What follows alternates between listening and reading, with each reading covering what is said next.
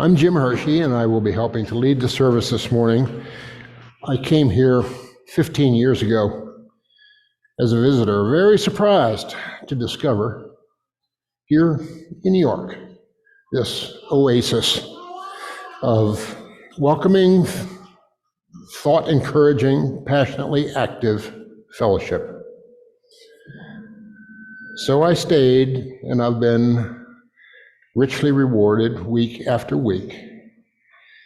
I invite you to hear today's chalice lighting words, "Love is Our Greatest Purpose," by the Reverend J. Abernathy.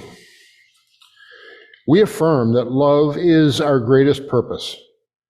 Accepting one another is the truest form of faithful living. The search for truth is our constant star. We pledge our hearts, minds, and hands to challenge injustice with courage, to find hope in times of fear, and to live out our Unitarian Universalist values every day as a beloved community. Thus do we covenant with each other and with all that is sacred in life. Sometimes we do a song at the end of the service that talks about who we are and how we can be known. So the Reverend Dr. Isai Barnwell has written these amazing words. It's hymn number 1051 if you have a copy of the Teal hymnal. If not, the words are right up here on your screen. And for those of you who are musically sensitive, you'll be delighted to know that Avery, our song leader today, likes to sing low. So we're going to take it down a couple notches. And everybody take a big breath, because this is going to encourage you to breathe. Don't forget to breathe. Yes, please stand. Please stand. You see better if you stand. Do. For each child that's born, a morning star rises and sings to the universe who we are. For each child that's born, a morning star rises and sings to the universe who we are. We are our grandmother's prayers, and we are our grandfather's dreamings. We are the breath of our ancestors. We are the Spirit of God. We are mothers of courage and fathers of time. We are daughters of dust and the sons of great visions. We're sisters of mercy and brothers of love. We are lovers of life and the builders of nations. We're seekers of truth and keepers of faith. We are makers of peace and the wisdom of ages. We are our grandmother's prayers, and we are our grandfather's dreamings. We are the breath of our ancestors. We are the Spirit of God. We are mothers of courage and fathers of time. We are daughters of dust and the sons of great visions. We're sisters of mercy and brothers of love. We are lovers of life and the builders of nations.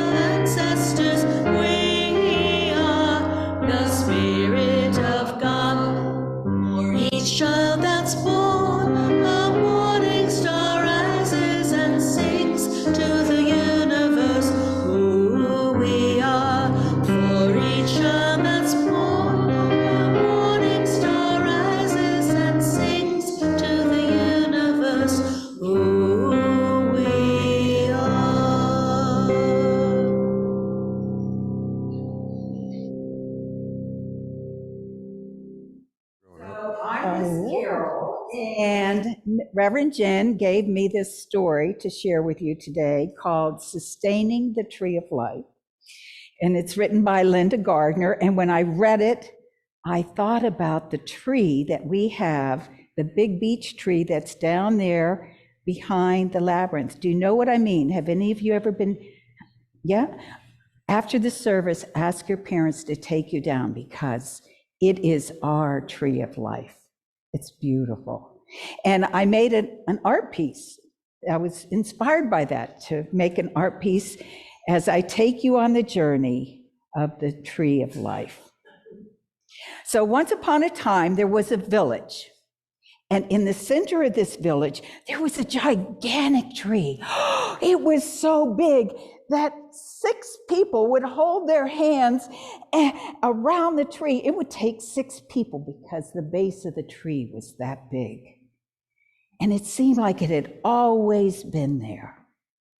It carried the memories of the village from generation to generation. It had leaves that covered the village, and when it rained, people would get under the tree. Or when it was real sunny and they wanted shade, they would get under the tree. And each fall, there would be beautiful fruit, luscious fruit that would grow on the tree, and the birds and the people would come and enjoy it. Now, the animals loved the tree too. The animals, the rabbits would burrow in at the base of the tree. And there were all different kinds of magnificent birds that flew and lived in the tree. And there were bats even, and monkeys. And it just seemed like the tree would sing. And people would gather under it. The children would play under it, and they would hang on the low branches. And the lovers would sit under the tree and share secrets with each other. And it just seemed like their promises for each other would take on a new meaning.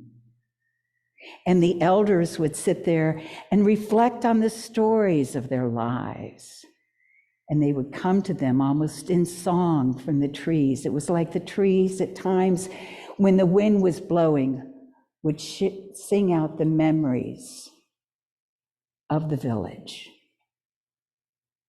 Now, one day there was a merchant. He came and he sat down under that tree and he saw that luscious fruit. And he reached up and he grabbed 2 of the fruit and he ate it. Ooh, this is wonderful. I think I'm going to get a whole bunch of this, fill this basket up, and go and sell the fruit in the village. I wonder who owns this tree. Is it okay if I take some of this fruit? No, it isn't, said the villager.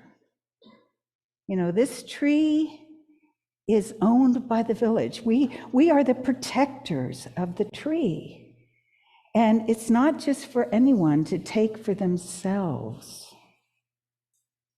Oh, there's plenty on this tree. That's silly. Now, I am one of the sustainers and the protectors of the tree. You see, we all take turns being here.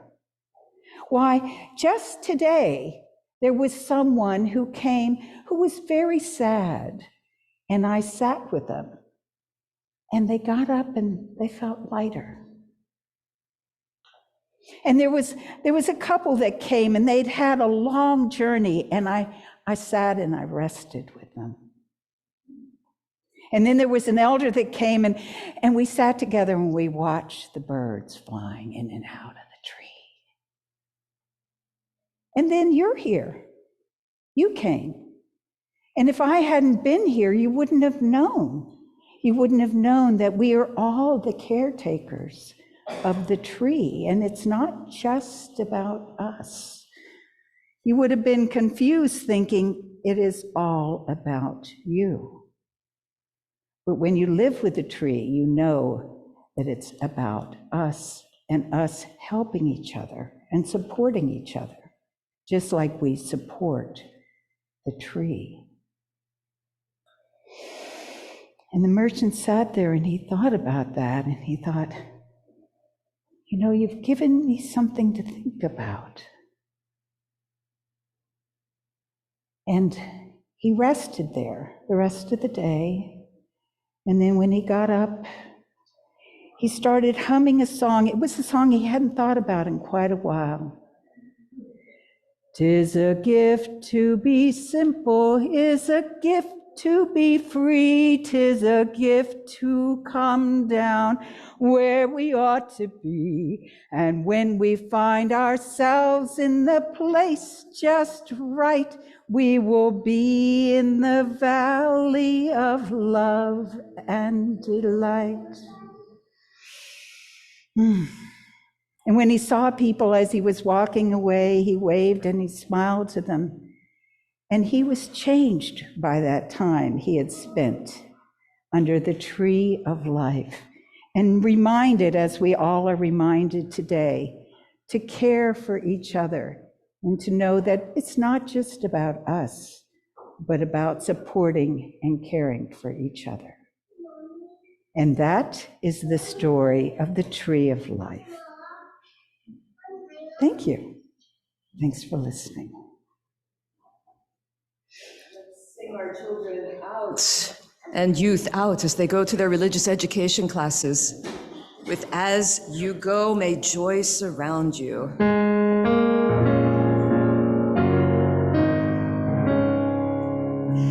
As you go, may joy surround you.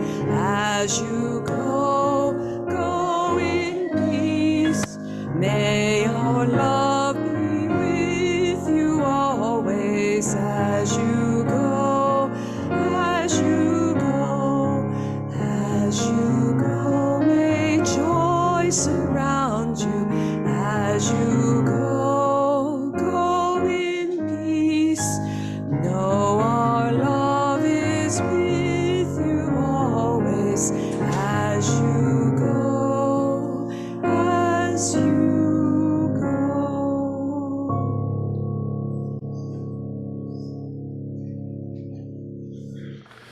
Our reading today is called "On a Spaceship Somewhere Long After the Empire's Collapse." So listen closely. From Jesus Valles. Somehow, even in this future, amidst motherboards and cast-aside MREs, every Cool Whip and country crock tub is still deceitful, more a mystery than a promise, housing nothing like its original cargo, but instead salsa and the leftover beans.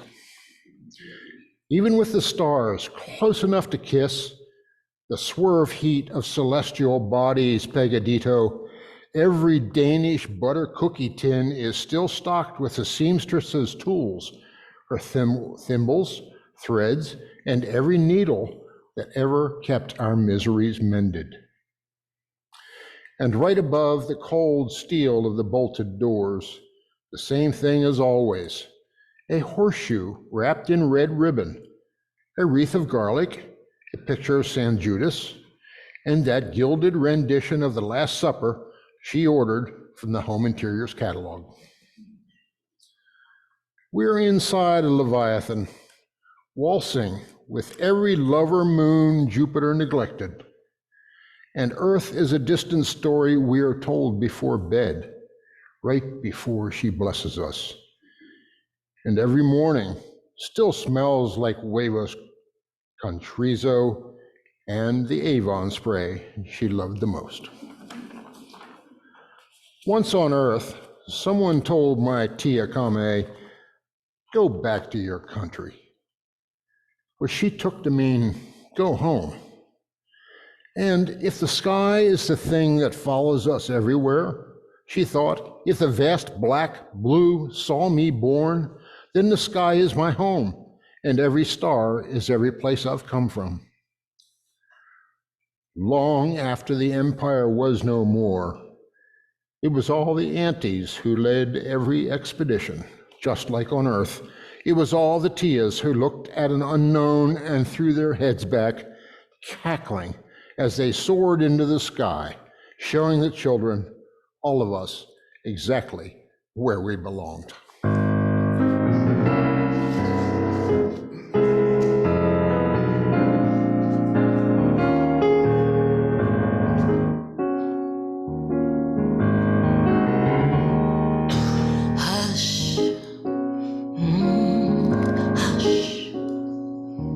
Somebody's calling my name. Hush, hush. Somebody's calling my name. Hush, hush. Somebody's calling my name. Oh my Lord, oh my Lord, what shall I do?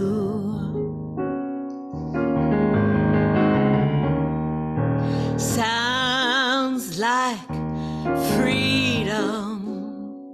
Somebody's calling my name. Sounds like freedom. Somebody's calling my name. Sounds like freedom. Somebody's calling my name. Oh my Lord, what shall I do? What shall I do? Sounds like justice.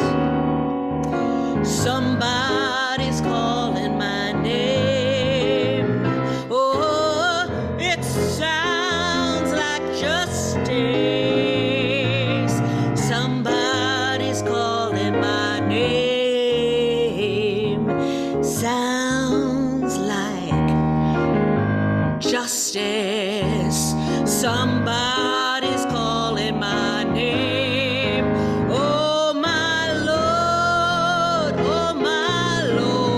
what shall I do? What shall I do? Soon one morning,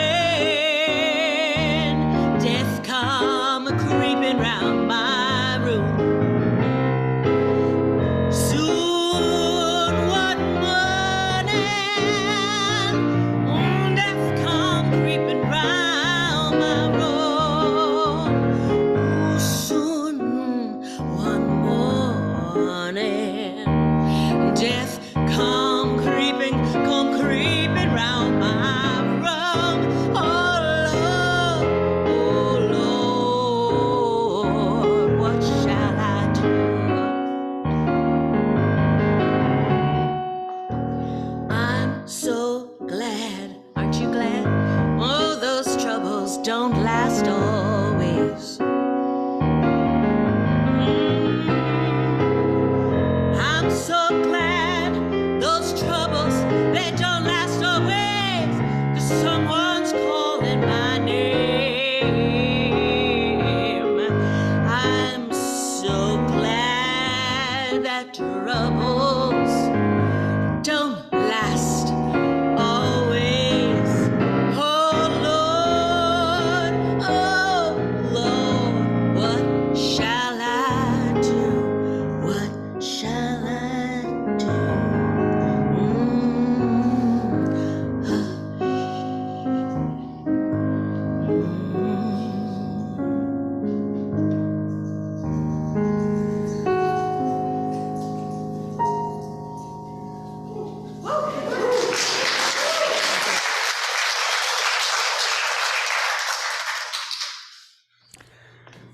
Wow. Thank you, Avery. It's not enough, but Meister Eckhart told us that sometimes it's the best we can do, so thank you.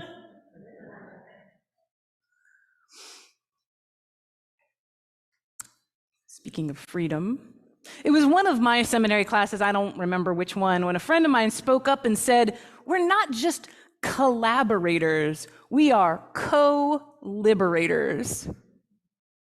And everyone in the room, including our professor, got so excited by this idea that we derailed whatever discussion we were having to explore it.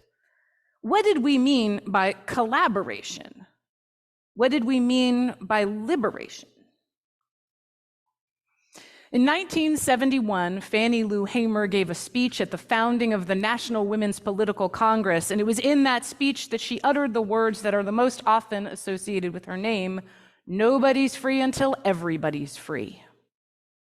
Hamer wanted to call attention to the new energy in the women's movement coming from the civil rights movement, the Black Power movement, and student movements in opposition to the war in Vietnam and other social issues.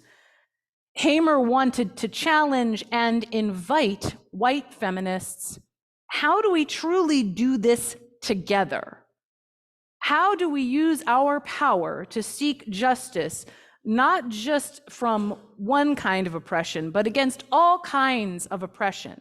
If my freedom comes at the expense of yours, how free am I? Co-liberation has become, almost accidentally, yet a phrase that sums up many of my own values as a Unitarian Universalist minister, in partnership with other ministers, with religious professionals, lay leaders, and members of congregations all throughout our faith tradition. In a just world, where the rights of all are truly equal, where all people truly have access to a life of joy and gladness, of sorrow and struggle, of abundance and self-determination and autonomy, all of the complexities of life, only then are we all free. When our class stopped mid-sentence to ask big questions about our own work, a bunch of people training to be ministers, we asked, where are our obligations? Where are our responsibilities to each other as colleagues, to the congregations that we serve, to the faith tradition as a whole, to ourselves? How do we prioritize when the needs of everyone change day to day, moment to moment? When we asked all those questions, we were taking that time to clarify our own values and the way that those values would impact the decisions we made and the actions that we took. In today's story, thank you again, Carol, who is not here, but we'll send her the gratitude. We thought about a whole village of people who take care of a huge and ancient and beautiful tree because they know that the life of the tree sustains, improves, and enlightens their lives. And so they wish to be in a reciprocal relationship with that tree. The tree is here for us, so we are here for the tree. Not a transactional relationship. If I do X for the tree, if I prune X amount, I may take this number of fruit. But instead, a long, ongoing relational acknowledgement of the value of sharing benefit, sharing care. You might even call it a space of mutual aid. We look out for each other. We look out for the tree. When one of us needs something, we do our best to take care of it together. The story and the image of a classroom full of seminary students imagining a more liberated future together, and Fannie Lou Hamer's invitation to all women, to all people, to work for a brighter future for everyone, they all point to the value of collaboration. And they speak to the need for change and to be ready and open to change, even, especially, when the future is uncertain and we might feel apprehensive about it. If we have thought partners, question partners, then we can look to the coming change and not feel so alone. We can take comfort in our networks of support. In September, I started a sermon series on the Unitarian Universalist Association's Article 2 Study Commission, which has been tasked with taking a long and deep look at Article 2 of the UUA's bylaws. This is where our sources and principles are listed. Today is the second part of that 5-part series, and it's about shared values. The Commission has been working on a collective reimagining of Article 2 since it was charged to do so by the Board of Trustees of the UUA in 2020. They have held countless conversations with Unitarian Universalists, ministers, religious professionals, lay leaders, youth, elders, members of congregations around the country. Their charge? In essence, it is to be curious. We are a living tradition. Rather than being an unchanging monolith in the face of change, we acknowledge and honor that the act of re-examining our own tradition is also sacred work. So sacred it is also involved in the bylaws. We are compelled to review them at least every 15 years. The last time there was any major revision of Article 2 was 1984. So it's been more than 15 years. This month, the first draft of the proposed revisions to Article 2 has been released. There was a link to this sent out in this past Tuesday's weekly email. If you missed that, if you accidentally deleted it, it is very easy. If you Google UUA Article 2 study, it will come right up. It is the first thing. You can also email me if you want to get connected to some of the links and for some context, revgen@uucy.org. The wording of the new Article 2 is a little shorter. To me, the language feels more accessible, and it speaks about our values rather than principles. I have heard Unitarian Universalism described as people who share values, who each have unique spiritual paths and experiences, working for a more just world. So I'm going to share with you these 7 values named by this first draft. They are presented not in a list, but they are actually written in like a center of the circle is the overarching value. The other values arranged around it, not in a hierarchy, but in an interdependent state. I'm going to share some of the new language now. This is not the complete thing. I encourage you to read it. Specifically, the list of values, and I'm quoting. Love is the enduring force that holds us together. Love inspires and powers the passion with which we embody our values. Inseparable from one another, these shared values are justice. We work to be diverse, multicultural, beloved communities where all people thrive. Generosity. We cultivate a spirit of gratitude and hope. Evolution. We adapt to the changing world. Pluralism. We celebrate that we are all sacred beings, diverse in culture, theology, and experience. Equity. We declare that every person has the right to flourish with dignity and worthiness. Interdependence. We honor the sacred interdependent web of all existence. With humility, we understand our place in that web. I encourage you all to seek out this document and take some time to read it, to reflect on it, and to engage with it. Many emotions may arise when you think about replacing the 7 principles with 7 values. As co-liberators, we can make room to name our fear and uncertainty. We can mourn what may change even as we embrace a new way. And a reminder, it's only a first draft. The study commission has a Google form available for anyone who wishes to submit feedback after they have read that draft. There are also some listening sessions happening. They mostly happened in the last week. This was in the email on Tuesday, but there are 2 left. There is one at 2 p.m. today. These are all on Zoom because they're nationwide. 2 p.m. today and 9 p.m. tomorrow night. You can sign up to attend either one of these still. I would advise you Google UUA study, Article 2 study, and the webpage will have all of the information and context you need and more, plus the link to sign up to attend a session. Once all the feedback has been collected, the commission will update the proposal, write another draft, and they will send it to the board in January. There's going to be another round of hearings around this updated draft, probably sometime in January. Again, once I know, I will share the information with you. We will make sure the information is distributed for you to sign up in time. Hopefully they sort of dropped it at the end of October and set up the sessions very fast. So I'm trying to be better about making sure we announce this next time. As we prepare for General Assembly, the annual meeting of the UUA in Pittsburgh next June, the process of considering the final draft for a vote will begin. This is a vote, a simple majority in 2023 leads to a year of study on the congregational level for a final vote to adopt changed language in 2024, but that requires either a 2/3 or 3/4 majority. I can't recall, sorry. A lot of details, but I attended one of the listening sessions held this week on Zoom.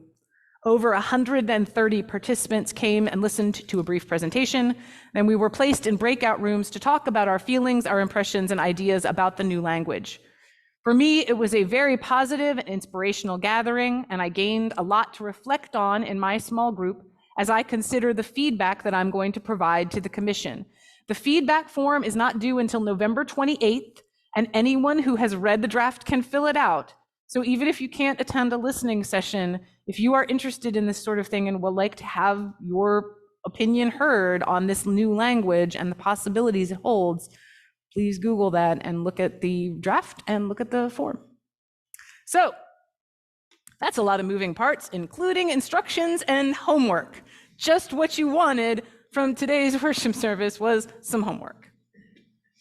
But let me tell you, this work of trying, this is what the Article 2 Commission is trying to do, sum up the shared values of hundreds of thousands of Unitarian Universalists across the country, each their own fierce and amazing individual, and to find the places of our best and most beautiful shared dreams for the world. That is a big job. And that's why I picked the reading that I did. Thank you, Jim. That was a great job with that poem, which I adore. Jesus I Valles in a Spaceship Somewhere Long After Empires Collapse is a delightful little poem of an imagined future.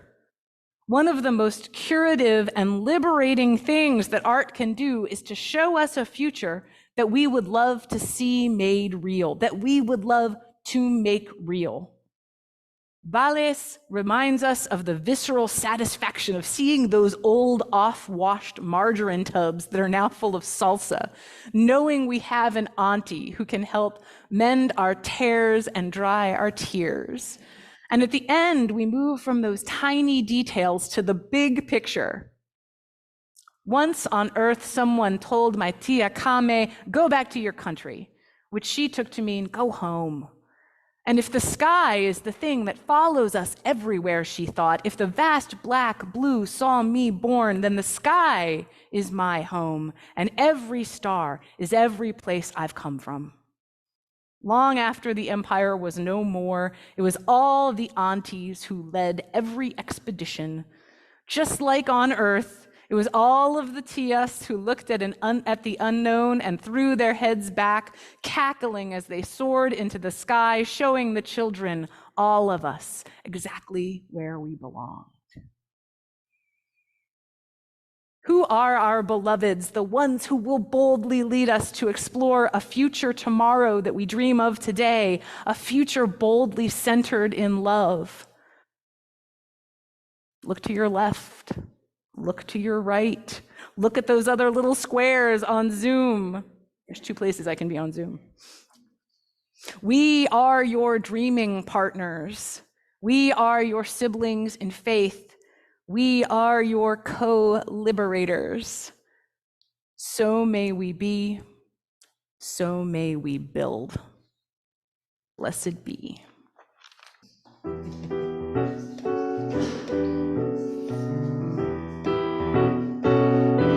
I'm just a poor wayfaring stranger, a traveling through this world of war. But there's no sickness, toil, nor danger in that bright world to which I go. I'm going there to see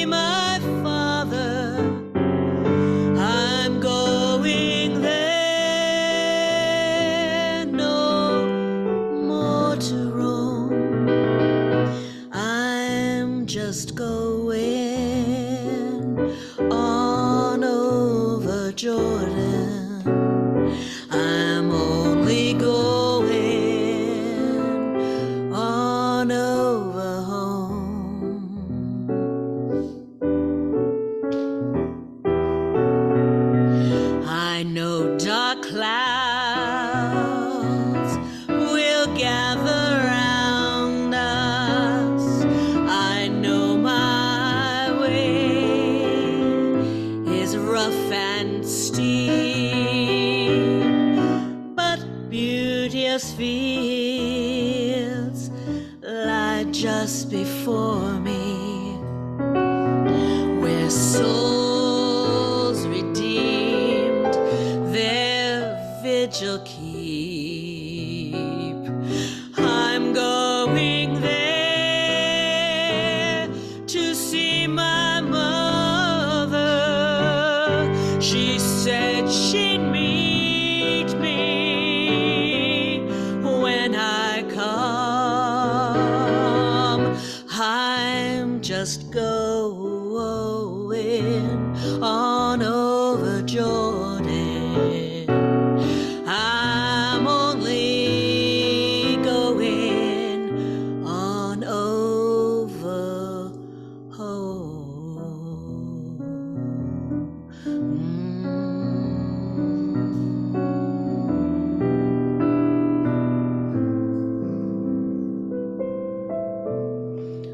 Over home.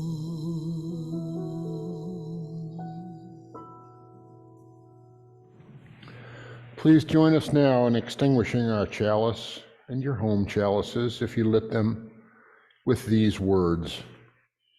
We extinguish this flame, but not the light of truth, the warmth of community, or the fire of commitment. These we carry in our hearts until we are together again. The word to close today is love. The spirit of this church, the freedom we seek together, the wellness we wish for one another, the comfort in loss, in rage, and the place to celebrate together.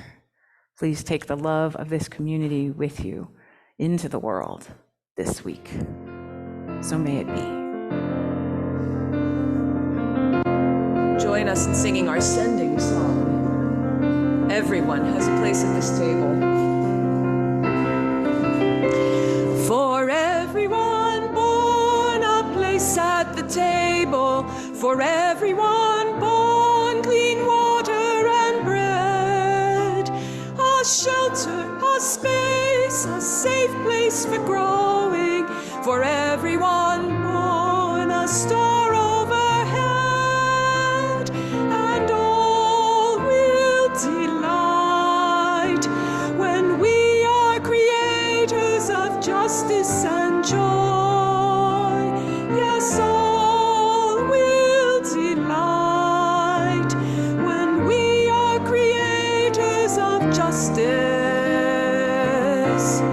justice and joy.